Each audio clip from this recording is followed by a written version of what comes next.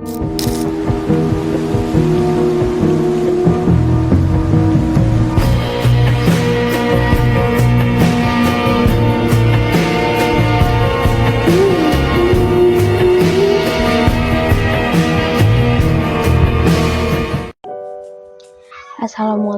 warahmatullahi wabarakatuh. Perkenalkan, nama saya Aini Sarah dengan NIM 230304102, berasal dari kelas 1 Manajemen 2.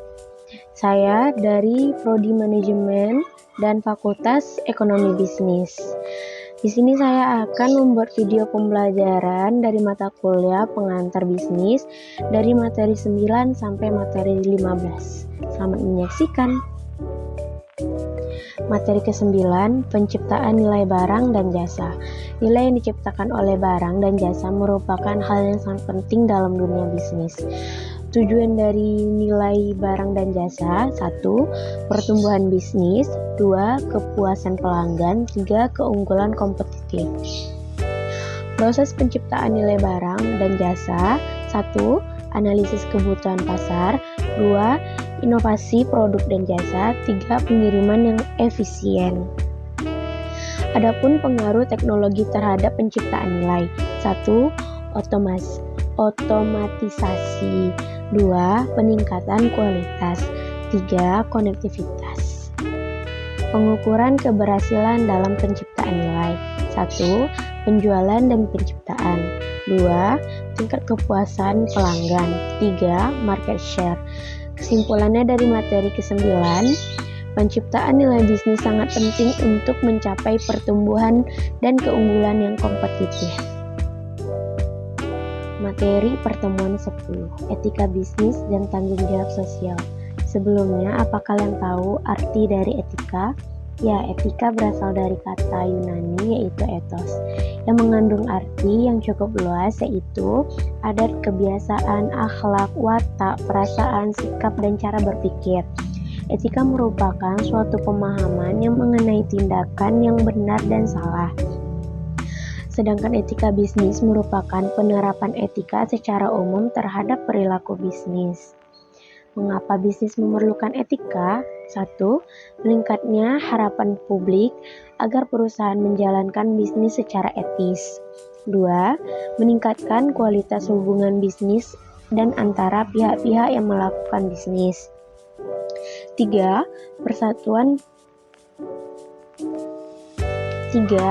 Agar perusahaan terhindar dari penyalahgunaan yang dilakukan oleh karyawan maupun pesaing yang bertindak tidak etis. Sebelumnya, faktor-faktor yang mendorong timbulnya masalah dalam etika bisnis: 1. Mengejar keuntungan dan kepentingan pribadi. 2. Tekanan persaingan terhadap laba perusahaan. 3. Pertentangan antara tujuan perusahaan dengan nilai-nilai perorangan. 4. Pertentangan etika lintas budaya. Tanggung jawab sosial. Sebelumnya, ada yang tahu tanggung jawab sosial? Pada dasarnya, tanggung jawab sosial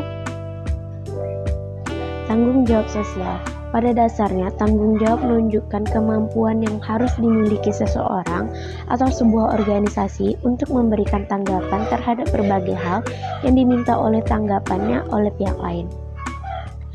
Adapun jenis-jenis tanggung jawab perusahaan: 1. Tanggung jawab ekonomi. 2. Tanggung jawab hukum. 3. Tanggung jawab sosial. Strategi pengelola tanggung jawab sosial perusahaan: 1. Strateginya reaktif. 2. Strategi defensif. 3. Strategi akomodatif. 4. Strategi proaktif. Manfaat tanggung jawab sosial perusahaan: 1. Bagi perusahaan, citra positif perusahaan di mata masyarakat dan pemerintahan. 2. Bagi masyarakat, hubungan masyarakat dengan perusahaan akan lebih erat dalam situasi win-win solution. 3. Bagi pemerintah, memiliki partner dalam menjalankan misi sosial dari pemerintah dalam hal tanggung jawab sosial. Oke, lanjut materi pertemuan 11, manajemen perusahaan. Fungsi dari manajemen perusahaan: 1. Planning atau perencanaan adalah suatu proses mengembangkan tujuan-tujuan perusahaan serta memilih serangkaian tindakan atau strategi untuk mencapai tujuan-tujuan tersebut. Kedua, organizing adalah suatu proses memperoleh dan mengatur sumber daya perusahaan, baik manusia, modal, dan teknologi untuk dapat secara baik menjalankan rencana yang sudah dibuat dan mencapai tujuan organisasi. 3.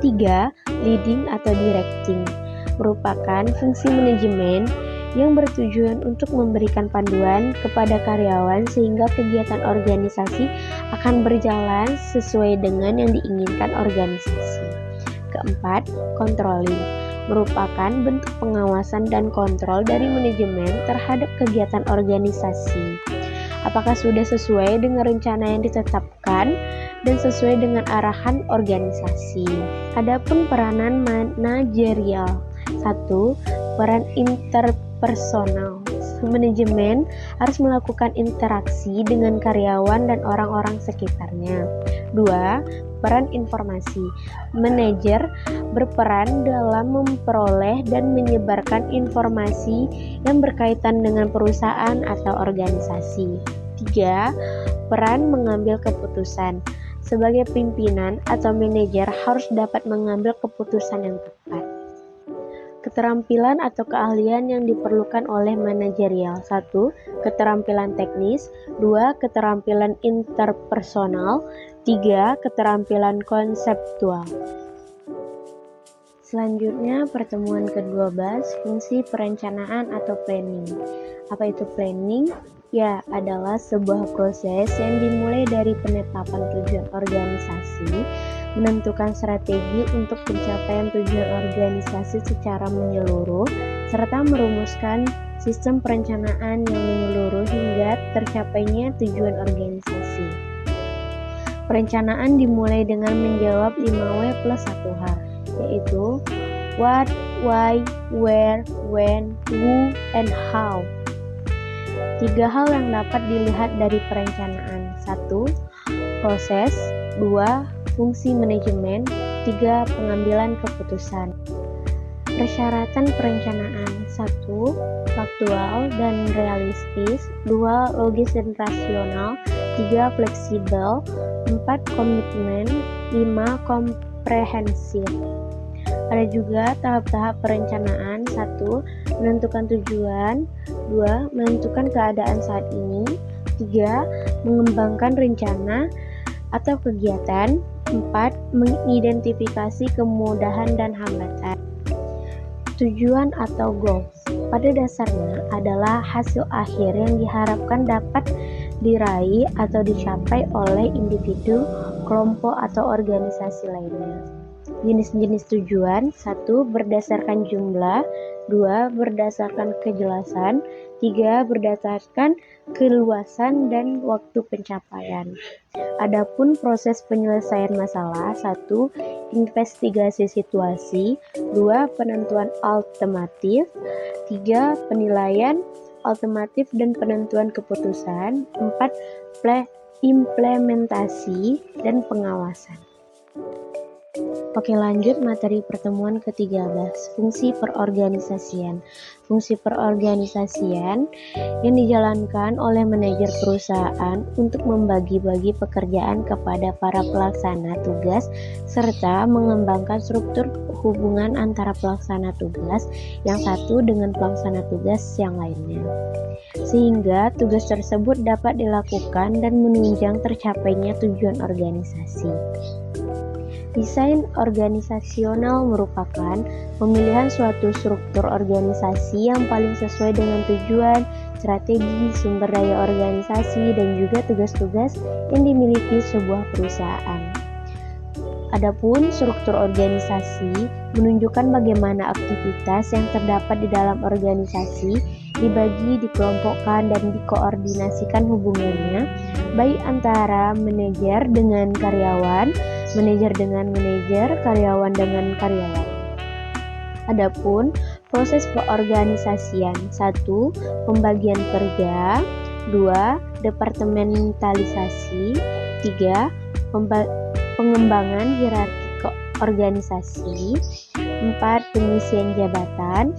5. Pengkoordinasian. Adapun faktor yang mempengaruhi struktur organisasi. 1. Lingkungan organisasi. 2. Strategi. 3. Teknologi. Dan 4. Sumber daya manusia. Lanjut, pertemuan ke-14, fungsi kepemimpinan.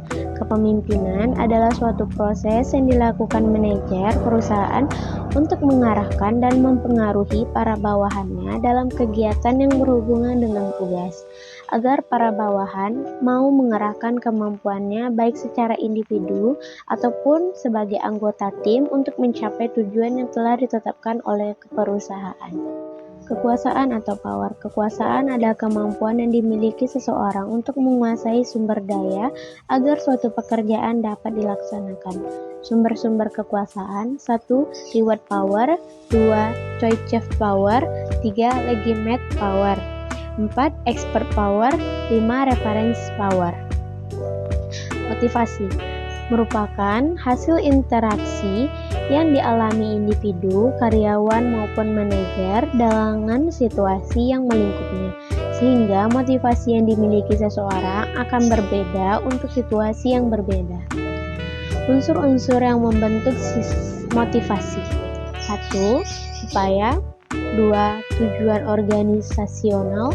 3. Kebutuhan.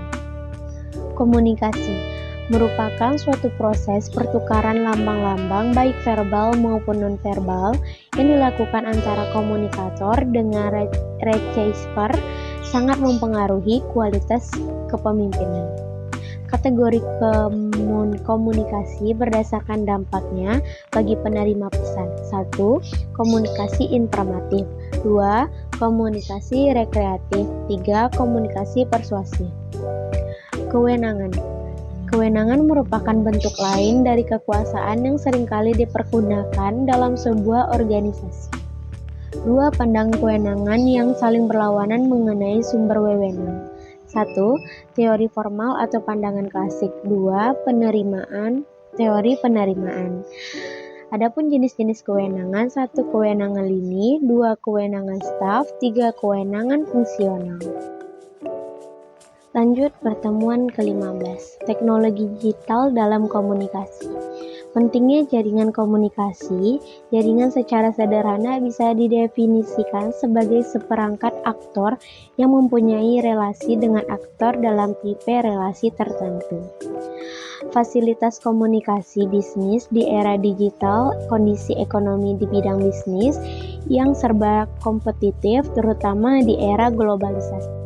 Komunikasi digital disebut pula komunikasi online. Contoh komunikasi online yang sering digunakan dalam sehari-hari. 1. Komunikasi sinkron. 2. Komunikasi sinkron call. 3. Komunikasi sinkron video call. 4. Komunikasi asinkron video call. 5. Komunikasi sinkron chat. Etika komunikasi bisnis di era digital bisnis, di era keterbukaan informasi global, tentu saja memiliki tantangan dalam proses komunikasinya. Mungkin cukup segini yang bisa saya buat video pembelajarannya. Lebih dan kurang mohon dimaafkan. Wabillahi taufiq wal hidayah. Assalamualaikum warahmatullahi wabarakatuh.